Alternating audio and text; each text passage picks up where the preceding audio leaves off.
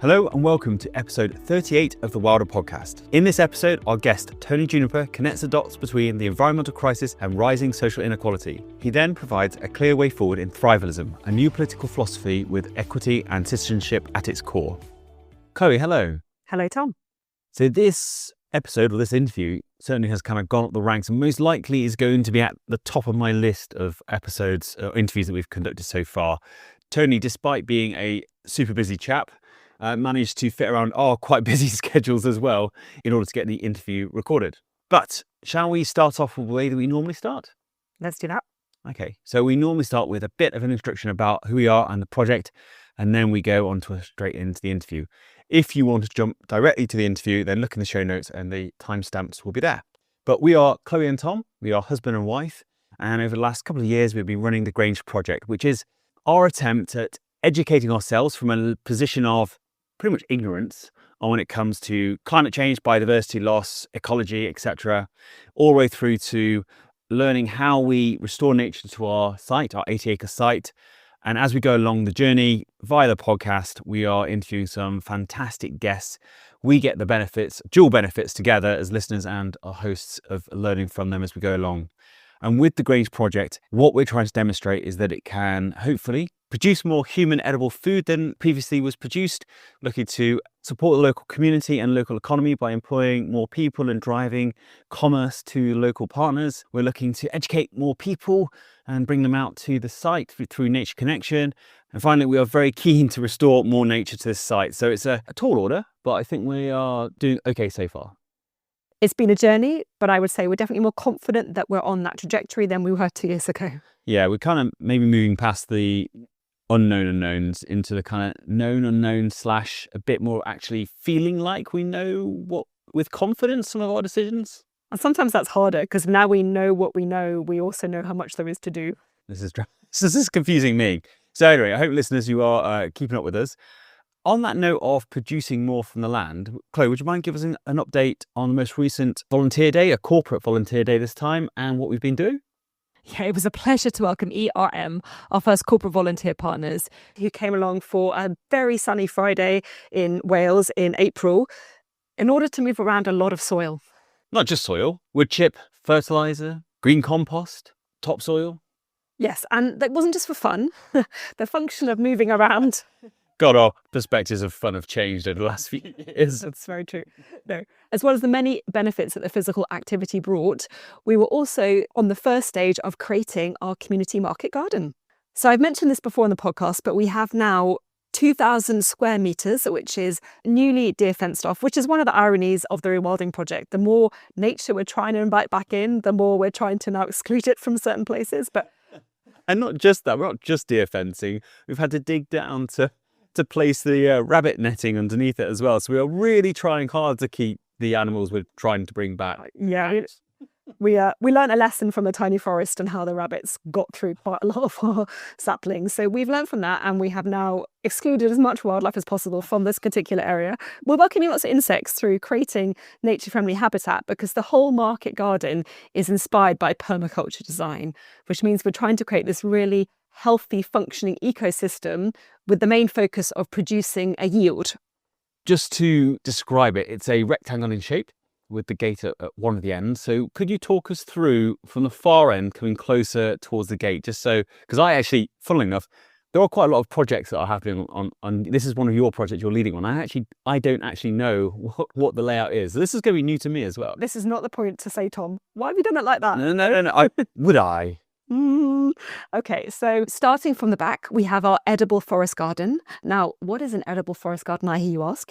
It is an attempt to replicate a natural forestry system, but with edible produce. So we're talking about everything from canopy trees through to subcanopy, through to shrubs, through to ground covering herbs, through to climbers. They're all producing from the land and in harmony with each other, with lovely relationships where the trees provide shade for the ground cover and it just all works in harmony together. Will I embarrass you if I just ask you, you just said trees. Do you know what kind of trees, things you're planning to plant? things that produce fruit and nuts. Good. Moving on. So a little bit closer, a little bit further down the rectangle. So then we have our polytunnel. So the amazing thing about polytunnels is it just extends your growing season really significantly. And the polytunnel we're putting in is apparently enough to feed 4 families of 4 over an entire season. So I look forward to seeing how possible that is, because what it does suggest is that you don't actually need that much space to produce a lot of food for your family. Yeah, but we're yet to find out how much time goes into producing that food in that space. But either way, everything I've heard about polytunnels and the feedback we've heard from visitors to the land, polytunnels are a game changer. So I'm really looking forward to getting that on site. And then the next section up, we have our raised beds, which are beautifully made from a lot of reclaimed timber that's come out of the construction of the Grange hub. So it's got a second life as a raised bed after being a timber purlin for the roof. And these are quite tall, aren't they? Yeah, they're about 80 centimetres tall, so about hip height. And there's good reason behind that, because a lot of market gardeners suffer from spending a lot too much time bent over it's not good for your hip and your back. So these are ergonomically designed to both support us physically, but also to provide a great education resource. So the whole setup has been designed to be as accessible as possible to young people and to groups that might want to come out and learn growing skills. Then the final section are a load of strip beds. So they're just kind of classic on the floor beds. But what's really exciting about all of these sections is we've got integrated agroforestry, integrated shrubs. So it's not just a bed. It's always thinking about those relationships and how they might benefit each other. So what's the benefit of having agroforestry? Well, the lovely thing about trees is when it's hot, they provide shade. And when it's cold, they provide warmth. So it helps the vegetables and fruit and other perennials that we're growing. And that's one of the other exciting things about the garden design. We're going to be growing mostly perennials, which are plants that stay in the soil in the longer term rather than annuals that you have to replant every year. And the idea behind that is it is helpful for the soil because it gives the soil more health and you don't want to leave your soil bare as such. And it also reduces the workload because perennials are the gift that keep on giving. And it also introduces us to some exciting plants that are perhaps not as commonly known, like things like 9-star broccoli, which is in fact a cauliflower. Great. Okay. I think a lot of the listeners will, like me, will be asking, what else are we planning on planting? But I feel like that may be a conversation we revisit in a couple of episodes' time, maybe when you've had time to plan. That's a good question. I literally just did my first course on Saturday on self-sufficient growing. So I know how to now sow seeds and pot them on and harden them off.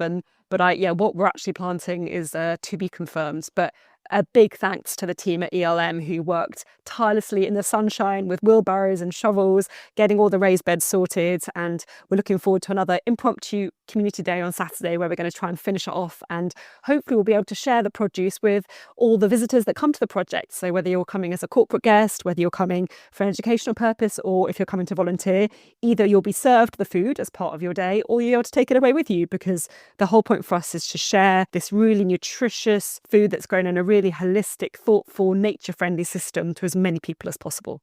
I'm quite excited about that. Right, shall we step into the conversation? I have to say, I was feeling a tiny bit intimidated about interviewing Tony. He's probably one of our highest profile guests we've had, and his book was incredibly well evidenced, articulated. As I said in the interview, I felt it really brought together a lot of ideas that had been percolating for us, but perhaps we hadn't been able to describe in the way that Tony so eloquently does. Hopefully that doesn't come across too much in the interview, but I would agree with Tom. It's definitely one of my most memorable interviews so far, and it's really helped shift our thinking on the direction of travel at a societal level. So hello, Tony, and welcome to the World of Podcast. Well, thank you very much indeed, Chloe, for inviting me along, and thank you also, Tom.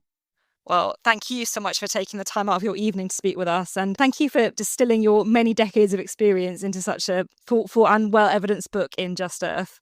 Before we get into the discussion of the book, I wonder, could you introduce yourself to the listeners? Hello, everybody. My name is Tony Juniper. I describe myself as an environmentalist. I've been working with themes linked with conservation, nature recovery, sustainability, environment, climate change, and everything that goes in between all of those subjects now for over 4 decades and in a variety of different roles. And at the moment, it's my privilege to be the chairman at Natural England, which is the British government's nature agency in England, and also a fellow with the University of Cambridge Institute for Sustainability Leadership. And also I'm a writer, amongst various other bits and pieces. Well, congratulations on your recent reappointment into the role at Natural England. I know that was announced today, so very timely. And I guess it's no wonder that the arguments that you're presenting in Just Earth are so compelling, given the richness of your experience and the many conversations you've been part of. Appreciating that it's not easy to distill down 310 pages into a succinct summary, but how would you introduce the book to those who might not have previously considered the significance of the link between the environment and social inequality? Well, sometimes I invite an answer to a question, a simple question, which is, what is the biggest environmental issue of all? Is it climate change? Is it mass extinction of animals and plants? Is it toxic pollution of air and water? Is it depletion of natural resources? And actually, I say all of those are extremely important and very pressing.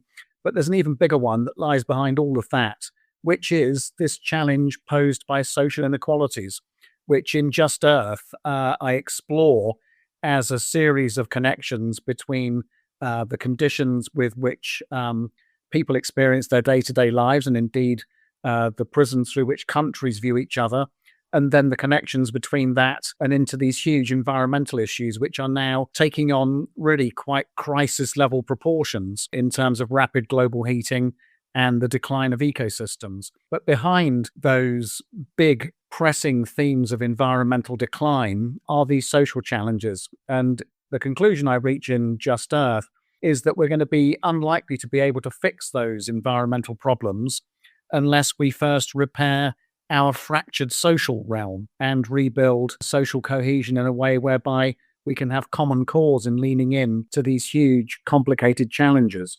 Throughout the book, you give many examples of the connections between those social challenges and how they impact on our environmental system. But I'm wondering, could you give a couple of examples to help people that might be thinking, well, what has climate change got to do with social inequality?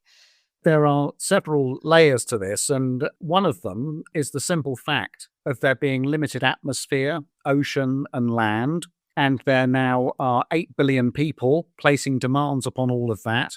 And a minority of them are using up a vastly disproportionate quantity of those natural assets. And if we continue with the program that we have at the moment, which is to invest in economic growth to bring the world's population up to European and North American living standards, it simply does not fit, which then invites questions about how we share that environmental space, because I don't think anyone would expect to find solutions to environmental problems by 3/4 of the world volunteering to remain in poverty. That is then a very stark confrontation between supply that the earth can provide in terms of all of the services that we need, clean air and water and food, stable climatic conditions, and then demand that's placed on those environmental services coming at the moment from a small number of people consuming at a very high level. Now, that's really very challenging and, of course, provokes quite a lot of different reactions. But I think starting with, the simple fact of the matter, that being the reality, I think is really quite important. And then on top of this is the well-evidenced situation whereby it's people who are consuming least, or certainly the people of lower social status and often racial minorities, who are feeling the most serious consequences arising from climate change, the effects of toxic pollution, and lack of access to beautiful green spaces. All of these things fall hardest on those communities who tend to be less well off, and also the least impactful in terms of their lifestyles and the consumption that they demand. And then on top of that, of course, is not only the differences you see within societies, but also the differences between them. And having been a veteran now of 3 decades of going to global summits that are trying to find solutions to these complicated questions like climate change, you find a massive political fault line between the rich countries who have caused much of the global heating we're now experiencing, compared with those countries that are emerging from poverty, which would like to have development for their people, and who feel as though they're being asked to have lower living standards, not least because of the atmosphere already having been used up by the Western richer countries. And so these things are all playing off against each other all the time. And then on top of this, of course, you have the remedy to inequality, which in most countries is not about making sure that everyone has a decent life by sharing the resources and the environment that's available, but instead the approach is generally based upon stimulating more economic growth on the grounds that we will be able to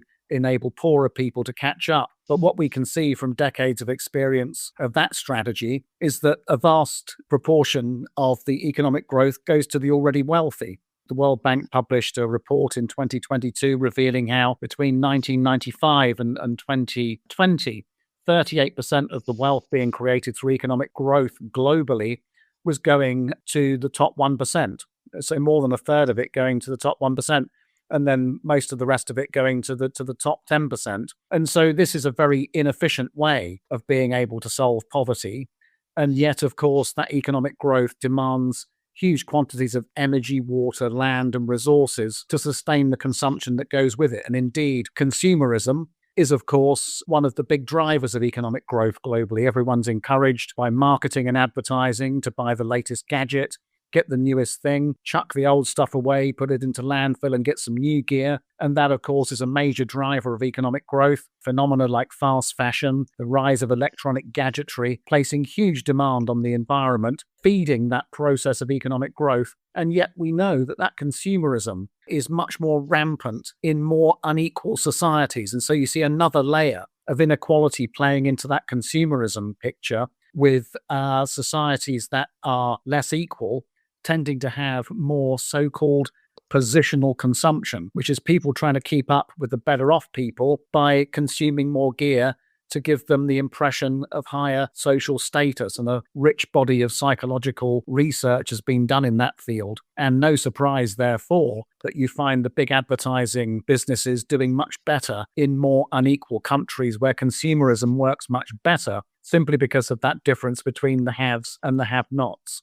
And so when you start delving into this and looking at inequality as a background theme to environmental decline, you see there's some really quite profound and major forces in play. And it's not a pretty picture. It's not simple. The message is not easy to digest or easy to receive. But I thought it would be quite important to write it down on the grounds that at least people can see what's going on.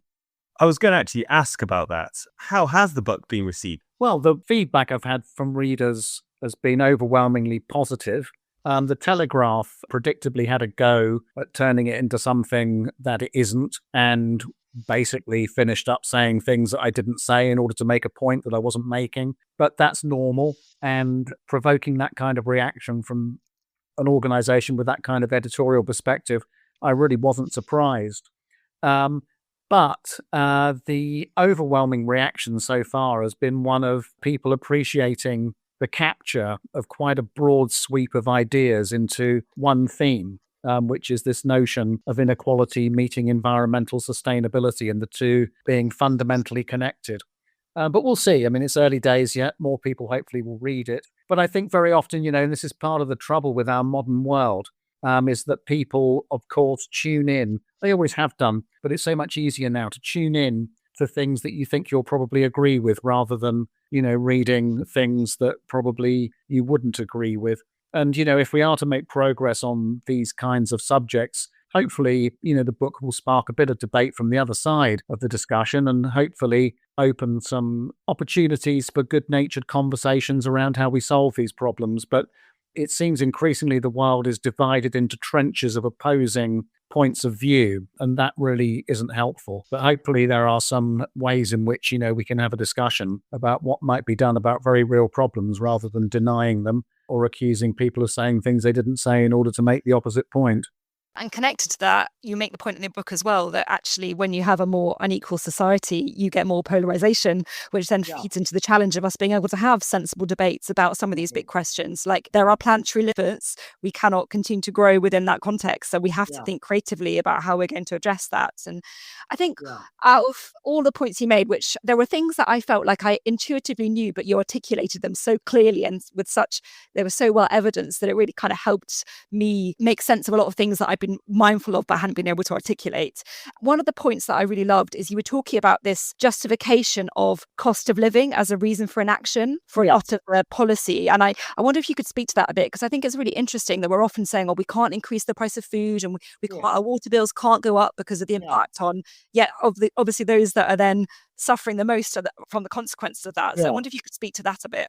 So at the same time as spectacular wealth is being accumulated by a tiny minority of people in the world, quite a lot of people, including in our own country, one of the most developed countries in the world, our own people can't afford to buy enough food, pay their water bill, pay for their electricity and their heating. And that juxtaposition of poverty and environmental ambition is really problematic. And I go in the book into some of the experiences I've had over the years of seeing how environmental policies are weakened or abandoned completely because of the impact they will have on poor people. And so the state of England's rivers is a case in point. If you look back over 15 years into the political discussion going on around the water sector, you'll find repeated references to the need to keep bills down in order to protect hardworking families. And certainly we do need to protect hardworking families, but the effect of that has been to take away the necessary investment that was needed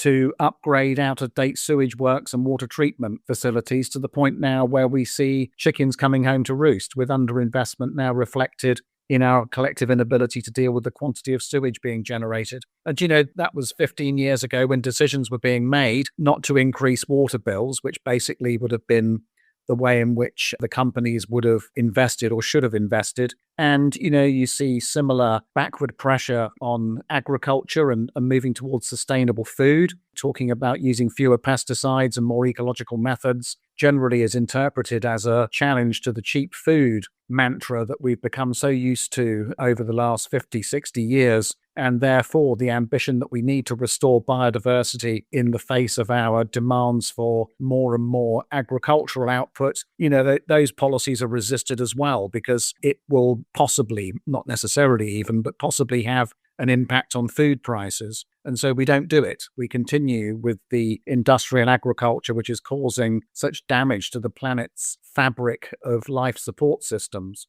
And electricity, over the years, repeated pushbacks on the target to reduce emissions, and another round of that very recently with calls to weaken the net zero policy to cut emissions to zero by 2050. And that's not to protect rich people. The political narrative that surrounds that is because of the damage it will do to hardworking families. The origins of this book very much are just a single phrase that was put to me by a Swedish environment minister more than 15 years ago now at a dinner at the London School of Economics. And I asked her, Swedish politician, why in Sweden they found the ability to be so much more ambitious on protecting the natural environment, on recycling, on reducing pollution into rivers, on moving to renewable electricity. And she said to me, it's very simple, she said, it's because we're so much more equal than you are. And I'd been very aware of some of these questions of environmental justice for a long time by then, but I'd never really thought about it from the point of view of the ability to move forward and the extent to which that is limited by inequality. And what's going on in the United States at the moment, fantastic example of how multi-billionaires are using a pushback on environmental ambition as a way of bringing working class voters into their fold. It's remarkable. Yeah, it's just incredible how strong that narrative is. And yet, at the end of the day, you can imagine those with the wealth they'll be buying their organic food, they'll be living far away from the sources of pollution, they'll be the first to move at the point where climate change makes global temperatures, impossible to live in their areas. So it's such a sadness. Yeah, well, one of them's building a bunker in Hawaii, Mark Zuckerberg, and Elon Musk is going to fly himself to Mars. And actually, the sooner he goes, the better, in my opinion. Often these books that make these big connections and these kind of interesting arguments end with an agenda of what we need to do about it. And I was reading your penultimate chapter in which you really carefully step out the policies and the practical steps we need to be taking in order to make the transition. And I was agreeing with everything you were saying, but I'm systemically trained, and part of me was going, okay, and this all makes sense, but how are we going to do this? So, and actually that led very beautifully onto your last chapter, in which you really addressed that challenge of what are the kind of some of the cultural, social, political conditions that are going to be required. And I was really drawn, you talk about this concept of Thrivalism, and I wonder whether you might be able to share with us what that means to you. The idea of Thrivalism, it flows out of that penultimate chapter, Chloe, where you saw the different headings in terms of moving beyond GDP as our principal measure of progress, and then thinking about purpose-driven companies, and having a social and environmental purpose for stock market listed organizations, amongst others, about shifting the flow of capital and finance to regenerative, renewable, sustainable enterprises, about how we might build stronger environmental rights for people, about thinking about future generations and how we might be able to do that through law, and broadly speaking about taking more integrated approaches between social and environmental and economic questions. And then having written all of that, I thought this needs a label, because what we deal with at the moment in our political debate is really some very shorthand, rather crude labels which basically constrain the discussion. And, broadly speaking, those labels go along the lines of capitalism, socialism, communism, and these have been the political frames of reference which basically have limited debate for a century or more to be within the confines of those constructs. And it struck me that none of these are fit for purpose any longer. They're out of date. The old left and right politics has run its course. We need something different, because neither communism, nor socialism, nor capitalism, nor left or right have the means to navigate us through the crisis that we are now entering. They simply are no longer fit for purpose. And having worked over many years with many persuasions of government in this country and been to many different parts of the world where environmental issues have been in play in different ways in politics, you can see the failings of the current left and right approach. Socialism, arguably, you'd expect it to be very sympathetic to the idea of environment and inequality being linked. Not necessarily. Many socialist programs have been hugely destructive of the environment. They're very interested in improving conditions for ordinary people. That's very laudable, but the environment's not in it. And the same with capitalism. There have been attempts to have, green consumerism and to bring some ethical dimension to finance. But at the scale needed, it really hasn't been able to create traction against this overwhelming tsunami of demand coming from its underlying principle of endless economic growth. And so you see both systems unable to cope with what is now needed.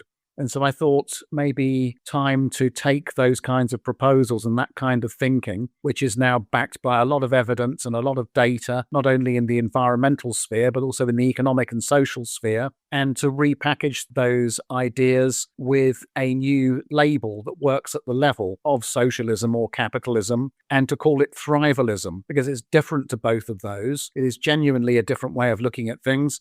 And if you're into the nuts and bolts of that, I think, you will find elements of what we would recognize as capitalism now and elements of what we would recognize as socialism. But with neither of those having an ecological dimension, that's the key difference, is to take the best of what we know works and to put it through a different set of filters to render those good ideas genuinely sustainable. And that's what we're incapable of doing at the moment, because all of the political systems we're trying do not have a core ecological theme. And the nature of the word itself, Thrivalism, you talk about trying to create an inspiring vision, and that word in itself creates something in its vision, I suppose, in terms of this idea of a thriving planet for all, yes, and a thriving quality of life and a thriving ecosystem. And for me, that has a lot more appeal than this idea of capitalism, which is centered around economic growth. Well, thank you. Yeah. And so, what is Thrivalism? 10 billion people thriving on a living planet, I thought would be a way of summing it up. And I think that is more inspiring, isn't it, than growth without purpose, which is what we seem to have arrived at now. I mean, we've become slaves to it, and you can understand why our current government is hell-bent on achieving economic growth. But it is because the system itself, when it was invented, was flawed, and it might have made sense back in the 1940s and 50s to adopt those kinds of approaches. But we've now become trapped by it to the point where it's not helping us. Because if the economic growth is going to destroy the planet's biosphere, I think by definition, it's not a great way of doing things. I guess the premise behind growth is that everybody benefits. You get that trickle-down effect of wealth distribution. The fairy tale, isn't it?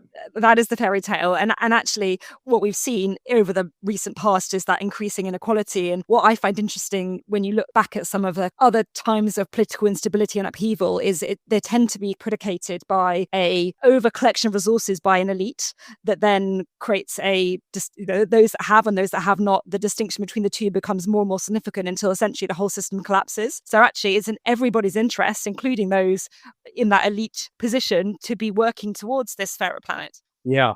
And this is why I thought it was important to interview some wealthy people for the book, because the book isn't saying that everything should be absolutely equal, like some kind of communist kind of ideological kind of perspective, but to say that we need to be moving towards less inequality. And that's actually, quite a big distinction between those two things. And I interviewed a couple of people from Patriotic Millionaires, a network of wealthy individuals in the United States, now also in the United Kingdom. And, they're calling for higher taxes. They're calling for a stronger emphasis on distribution of wealth, because for these very reasons, they can see that the whole system is doomed. And if the whole system is doomed, then it's doomed for wealthy people as well as poor people.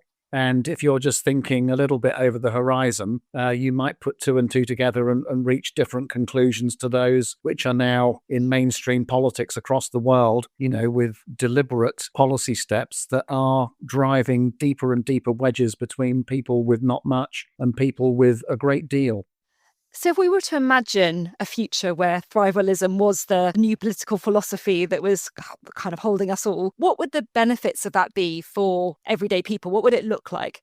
So if you look at some of the data that we have about the current world, never mind a future world, more equal societies have less crime, less suicide, better health, including mental health specifically. They tend to have higher levels of trust and internal cohesion. Generally are much better societies. And if you combine that greater equality, not only with a set of very beneficial social outcomes, which also, by the way, cost society much less money, because quite a lot of our budget in this country at the moment is being spent on picking up the pieces of high crime and sickness. If you do away with those, you have less pressure on your public services. And imagine a world where people are working in productive enterprises that include energy efficiency, renewable energy, sustainable transport, ecological design, town planning that puts people close to planet, and the rise of the circular economy and all the skills and design and jobs and business opportunities that would come with that. And then think about security for countries in terms of their soils being in repair rather than destruction, thereby underpinning their food security long into the future. And healthy ecosystems full of wildlife, which not only promote public health and well-being and inspire people, but also cushion us from the effects of climate change, which are now unavoidable, even if we get to zero emissions tomorrow. And then imagine clean air and water and the health-giving benefits of that, and the social cohesion that would lead to lower stress across society. And so all of these things, they are within our gift. We can make policies to put them in place, but it's a set of choices that need to be made and which presently aren't being made as we remain slaves to the old ways of thinking about things. I think that's really interesting because you talk about being slaves and we think about where the narrative comes from. So within the new Labour government, there's still very much a strong narrative around green growth. And I suppose where are influences on that political system that means that we're still having this conversation about green growth when it feels like things like Thrivalism might offer us a more realistic and hopeful alternative? I think part of the trouble with environmental issues down the years has been the extent to which we have talked about environmental issues. And so the discussion about climate change has been, very much parts per million, degrees centigrade, coal, oil, gas, renewables. And it's a discussion that really is located in the realms of science and technology and data. And of course, these are not the themes that make the world work the way it does. And, if you look below that layer of environmental emphasis, of course, a lot of the outcomes are being determined by economics. And, we've talked a bit already about economic growth and the kind of economic systems that countries embrace. But that economic layer, of course, in turn is underpinned by politics and the extent to which governments feel as though they are representing the interests of their voters. And of course, also the influences they are subject to in terms of the interests which have political power through dint of running a large part of the economy, and in some countries actually paying for the politicians, like in the United States at the moment, where the head of the government efficiency program, he gave the now incumbent president hundreds of millions of dollars in support. And so, there's coalitions of interest between economic actors and the politicians, and that's there alongside what the voters think. And then beneath that political layer, of course, is our collective culture and the extent to which we have become consumers who occasionally vote. That's the world we now live in, whereby our cultural norms are shaped by stuff, and our disconnection from the natural world is now utterly profound, which is reflected in a deeper layer still beneath our culture, which is about our collective worldview. And as we have become progressively more urbanized, as we have become more consumerist, fewer and fewer people now understand the extent to which we rely for 100% of our civilization's continued existence on a healthy biosphere that's providing all the things we need: food, water, climatic stability, medicines, inspiration for design. It's all coming out of nature until it's not there any longer. And that basic fact, that basic reality of how our planet works is understood by too few people. And so these layers are beneath that layer of environmental data. And this is where I think we need to become more effective as a community of advocates who are seeking a sustainable future. We need to move beyond statistics and the science of climate change and ecosystems, and to be connecting at that cultural and philosophical level, which is hugely challenging. But if we don't do it, we're just going to carry on going round in circles with even more terrifying statistics next year than we had last year. And I think that idea of citizenship is quite a challenge to perhaps that other story of, oh, we can't do anything because of the impact it will have on the disadvantaged. We can't put these policies in place. But actually, how are we informing and engaging with those that are most disadvantaged to help them understand the kind of complexity of some of these issues, and how are we promoting their participation in our democratic system? Well, I tell you, if I had no money and didn't have enough to eat, I probably wouldn't be that bothered about climate change, to be honest. And, that is the reality that quite a lot of people face in the world. But being able to fix some of these underlying challenges which come from want, which is not for, lack of resources in the world. I mean, this is where you come straight back to the fact of the wealth being hoovered up by a minority. A lot of the wealth is being taken by a relatively small number of people, and quite a large number of people are impoverished, and therefore they won't vote for policies to fix the climate, very likely. Indeed, the opposite occurs. And you see it in the United States very clearly recently, where the dispossessed working class who can't make ends meet, they voted for a multi-billionaire property developer who's a climate skeptic because they're angry. And that, unfortunately, is another one of the consequences of these massive social divisions that have driven wedges across societies globally and which continue to be deepened. And sometimes you can see, the political agendas that are in play in creating those schisms to make them as deep as possible in order to garner electoral advantage.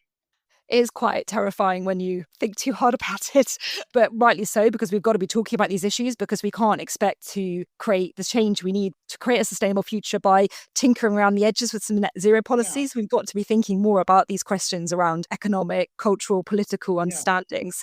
And I think towards the end of the book, you talk about the importance of Indigenous knowledge and what we can learn from these communities, and ideas like, actually, what does wealth mean? Does wealth mean having more stuff to consume, or are there other ways that we can understand wealth and what it means to be wealthy on this planet? And I wonder whether you would like to speak a little bit to that idea about what we can learn from some of that Indigenous wisdom. Well, you see, this is the thing, isn't it? And we've got a world absolutely drenched in data, but we've lost the wisdom that used to guide societies. And you find, however, that there are pockets where it's hanging on, where the pre-industrial mindsets that prevailed for thousands of years before they were wiped out by Western colonialism, they still hang on. And speaking to some of those people, you get a very, very different view of our world compared to that which prevails in Western societies. I mean, there's various manifestations of this, but, sometimes I'm struck by people living in the rainforest. They talk to Western environmentalists. They say, you think we're fighting for nature. No, we're not. We're nature fighting for itself, is how they place their struggle. That's their philosophical starting point, is that they are nature. Whereas for us, it's going to a nature reserve or looking at David Attenborough films on television. For them, their philosophy, their worldview is utterly embedded in them being part of the natural systems that they depend on. And they've got a direct line of sight to it. Whereas all of us driving around in our air-conditioned cars, going to an air-conditioned gym, going to a supermarket where the food comes in plastic rather than inside the skin of a living animal, we are utterly divorced from the realities of how our planet functions. But those societies still have it, which is a source of enormous hope. If we can find ways of reinstating their voices, either in politics or through different cultural routes, to be able to remind us where we've all come from and the extent to which we can learn a great deal from those people who still retain that ancient wisdom. And I've been very encouraged over the years to see those groups becoming more and more organized, more and more politically effective, for example, at climate summits and biodiversity summits, and also the way in which they've been able to gain more space in individual countries like Colombia, Peru, Brazil, to the point now where they're getting control of more land, as well as a voice in the political realm. And we can learn a great deal from them, I think, which is why I included their voices in that book. And one of the things about all of their contributions was the extent to which all of these indigenous people, despite the terrible events of their past, having met Europeans, where most of them were wiped out, and many of them are actually extinct, their offer is to work in partnership and cooperation to solve these problems. They don't want revenge. They don't want to get payback. What they'd like to do is work towards some mutually agreeable ways of being able to solve what are now existential problems for all of humankind. I was rather touched by that, actually, and the extent to which they are willing to be able to go on that journey with us, if only we'll listen. And of course, doesn't that make sense? Because in order to live as part of a thriving ecosystem, you need to work in balance and harmony with those around you. So they're modeling those principles of how to connect with nature with how we address these social challenges in the same way. That's right. Tony, apart from voting for you to be Prime Minister, what next for Thrivalism? Where would you like to see this concept go and how best we support it to get there? I don't think Adam Smith ever ran to be Prime Minister, or Karl Marx. So maybe offering a book is sufficient contribution. But hopefully, but you see, actually, it's a bit of a joke, actually, to compare myself with them, except to note that what they did was to insert an idea into the conversation and then for it to become something which was debated and which to help inspire discussion, and then became something beyond what they originally proposed. And if I've done anything with this book, I would be enormously delighted to know that I managed to at least start a conversation which takes us beyond the constraints of our current worldviews, where we're trapped in this kind of left-right set of ideas which constrain discussion about how we're going to get out of the mess that we're getting ourselves into. And so if Thrivalism became a word that opened some doors for a discussion about thinking laterally about how we might make progress, I'd be absolutely delighted. And, it's there for all political parties. Should that idea appear in the manifesto of any of our parties, I would be absolutely delighted to see that, because I think it comes free of baggage, actually, in some ways, in terms of what politicians might like to say in the future. It's there for the taking. The Conservatives never used to be neoliberals back in the 1940s and 50s. That's only a recent undertaking. They could easily be the party that would like to take on Thrivalism. Equally, so could Labour, and so could the Liberal Democrats. And actually, the Greens probably already are doing it. They just haven't called it that yet. And I think that's a sign of a true systemic thinker, that you're offering ideas and actually it's up to the system as to how they're going to respond to those ideas. And actually what we do need is debate and discussion. I think that's a fantastic invitation for everyone to consider to read the book as a first, because we have touched on some key headlines from the book where there is so much depth in terms of the evidence and the stories that you tell that make it a really compelling read. So I would really encourage everybody to get their hands on a copy and then start talking about it, because actually that's what your invitation is, isn't it, Tony? To start talking about this concept, what it means to you and what it can mean to the generations to come, because actually that's who we need to hold in mind when we're debating some of these questions. Indeed, that's right. And that's probably the biggest moral question of all in all of this is what are we leaving for our grandchildren and great-grandchildren? because, we don't know what their world will be like or what their aspirations will be. But I think one thing we can be certain of is that they would like a planet to live on. Absolutely. Well, I don't know about you, Chloe, but I'm going to go and change my LinkedIn update to a Thrivalist and so that and start that hashtag going. But Tony, thank you very much for giving us your time. I know you're a super busy person, and it is late in the evening. We've very much enjoyed your book, and thank you very much for being one of our guests. It's an absolute pleasure, and it's been great talking to you both. I would just like to add, before we go into the analysis of this, is that listeners may be missing my dulcet tones throughout that conversation is because, unfortunately, I was away with work and I had a bit of man flu and sniffles. You've already heard how nasally I was during some of the questions. In fact, I only asked 2 questions throughout the whole thing. But anyway, I apologize for my nasalness. It doesn't take away from how much I enjoyed that and how intimidated I was during that time. And Chloe, I just want to say how amazingly I thought you did with fielding some of his questions and dealing with, a complex conversation with a man who's so articulate, so experienced and confident in the way that he clearly communicated his perspective. Sometimes it's hard to manage those kind of conversations. Oh, thank you. And it's actually one of the only podcasts that when I listened to it back, I actually had to then listen to it again, because I think Tony is so clear in his ideas and they come so quickly that you really need to keep up and pay attention. And there is so much to take from the conversation that if anyone's left with a sense of there was something really important from that, but I feel like I need to kind of really wrestle with it and get another perspective, I would encourage you to listen to it again, because I got almost more having listened to it a second time than I did on my first engagement with the conversation. And as we've said probably about 3 or 4 times on this episode already, this really has been the melting pot, the crucible of ideas that we've been having over the last few years, and clearly Tony has over the last few decades.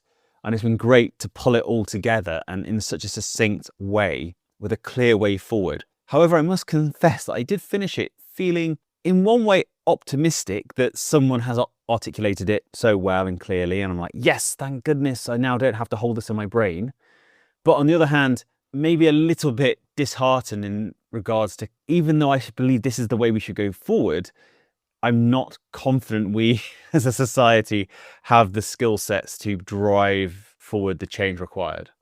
I do take that point, Tom, and I think that it's always hard imagining systemic change and how that will come about when our system seems so ingrained and there is so much powering that system forward. As Nate Hagens would talk about, this idea of the superorganism, like it's kind of got a mind of its own, and how do we even begin to interfere with how it functions? But what I really loved about Tony's vision, this concept of Thrivalism, is the fact that he has named it, has told the story about what it can mean on every level, from jobs to culture to politics to the environment, and the benefits for all of us within this fairer society. And as Alistair Scott from the Global Rewilding Alliance described in our last episode, what we really need is a vision, a story, something to fight for. And I think that Tony Juniper with the concept of Thrivalism provides just that. But then who's going to pick up that flag? Who's going to lead it forward? Who's going to lead the charge? Because, I do believe that although we weren't calling it that, what we're trying to do here is demonstrate Thrivalism as a concept, all the things we alluded to on the top of the podcast that we're trying to do here. It is in line with those concepts. But that's, we're the wrong people to be picking up the flag and leading from the front. There's something bigger than us needs to pick this up, surely. But I am going to update my LinkedIn profile. I think that's a good start. Start getting the word out there. I'd be very interested to hear the listeners' perspectives. So if anyone would like to give us their analysis or thoughts about how best, either on the interview or how us to achieve it, then please feel free to ping us an email at hello@grangeproject.co.uk. We'd be super interested to hear how you experienced that chat. I think that's a really interesting question about how you might take Thrivalism forward. Having read Tony's book, and if I was going to summarise some of his thoughts around that, it feels like there's a distinction between the action you might take if you have power, and that power could be your wealth, your social power, your political power, the influence that you hold, and those that are disadvantaged and feel disempowered. My reading of what he was saying was that if you're disempowered, the invitation is to become involved as a citizen, to support our democratic process, to be curious and attend to the policies that are being proposed and think about what is going to resonate for you, and also to get involved in your community, to make efforts to determine what the need is in your local area and to get involved in supporting that. And I think Tony's invitation for those of us that feel we have power is to think about what we're doing with that and how we're contributing to a fairer society. Well, I really do hope that people email in, because I'd love to hear other people's thoughts on that whole conversation. Right, Chloe, are we getting towards the end? Is there any more on your notes of reflectionness? Just one final point from me is that how heartening I found it to have Tony Juniper, who was the chair of Natural England, that's the body that's in charge of the environment for the whole of England, is talking about a relatively fringe concept such as degrowth. And I know we could do a whole podcast series on degrowth and the pros and cons of that. And equally, he didn't name it as such in the book, but when he's talking about an alternative to endless, limitless economic growth, then, well, what are the alternatives? Something like a recession or something like degrowth, which has in its core this idea of an equitable society. So I just feel really excited about that and his invitation for that to become part of a mainstream conversation. That has actually buoyed me up right at the end of that. I think it's a really fair point, and well done to him. Thank you very much for coming on our podcast, and may that inspire other people to be brave enough to do something that Tony has done. Great. Well, if you've got to the end of this podcast, then thank you very much for listening. I hope you've enjoyed it. If you are thinking, how can I possibly help this amazing podcast that I've enjoyed? Then one easy way is to just take 2 or 3 minutes out of your day, stop and go on whichever platform you're listening to this on and give the podcast a rate and review. It just allows us to get the word out there even more. And the more we grow, the more people get to listen to amazing concepts like Tony has shared with us today. Chloe, anything from you? Great. And I was just composing my thoughts. I was just saying that I hope people really find value in this conversation and that they do email in and share their thoughts, because I would love to continue it with members of our community. brilliant. Until next episode.